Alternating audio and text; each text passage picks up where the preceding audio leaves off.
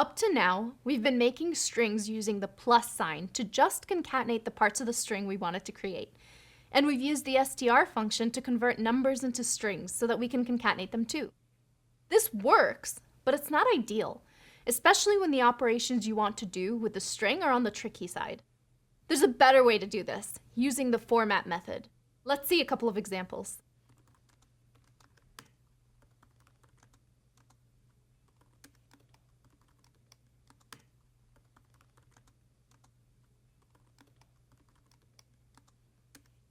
In this example, we have two variables, name and number.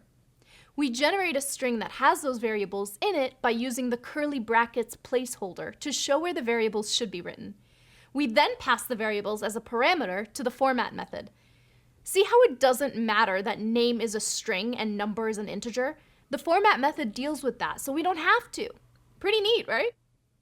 The curly brackets aren't always empty. By using certain expressions inside those brackets, we can take advantage of the full power of the format expression. Heads up, this can get complex fast. If at any point you get confused, don't panic. You only really need to understand the basic usage of the format method we just saw. One of the things we can put inside the curly brackets is the name of the variable we want in that position to make the whole string more readable. This is particularly relevant when the text can get rewritten or translated and the variables might switch places. In our earlier example, we could rewrite the message to make the variables appear in a different order. In that case, we'd need to pass the parameters to format in a slightly different way.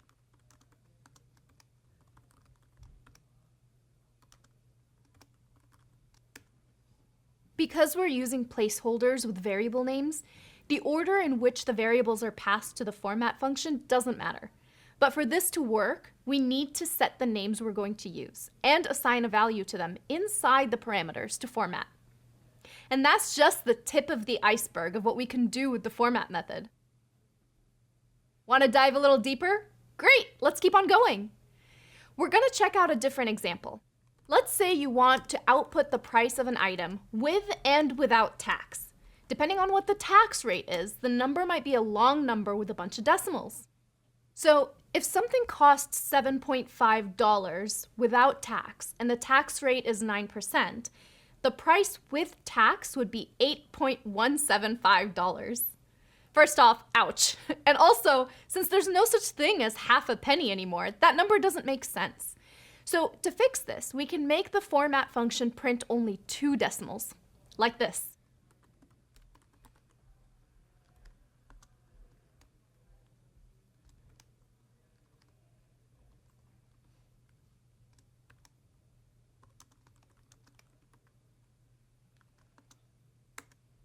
In this case, between the curly brackets, we're writing a formatting expression. There are a bunch of different expressions we can write. These expressions are needed when we want to tell Python to format our values in a way that's different from the default. The expression starts with a colon to separate it from the field name that we saw before. After the colon, we write .to_f. This means we're going to format a float number and that there should be 2 digits after the decimal dot. So no matter what the price is, our function always prints 2 decimals. Remember when we did the table to convert from Fahrenheit to Celsius temperatures? Our table looked kind of ugly because it was full of float numbers that had way too many decimal digits. Using the format function, we can make it look a lot nicer. In these 2 expressions, we're using the greater than operator to align text to the right so that the output is neatly aligned. In the first expression, we're saying we want the numbers to be aligned to the right for a total of 3 spaces. In the second expression, we're saying we want the number to always have exactly 2 decimal places, and we want to align it to the right at 6 spaces. We can use string formatting like this to make the output of our program look nice, and also to generate useful logging and debugging messages. Over the course of my sysadmin career, I've grown used to formatting strings to create more informative error messages. They help me understand what's going on with a script that's failing. There's a ton more formatting options you can use when you need them, but don't worry about learning them all at once. We'll explain any others as they come along, and we'll put everything in a cheat sheet that you can refer to whenever you need a formatting expression. Let's take a look at that now, and then we'll have a quiz to help you get more familiar with all this new knowledge.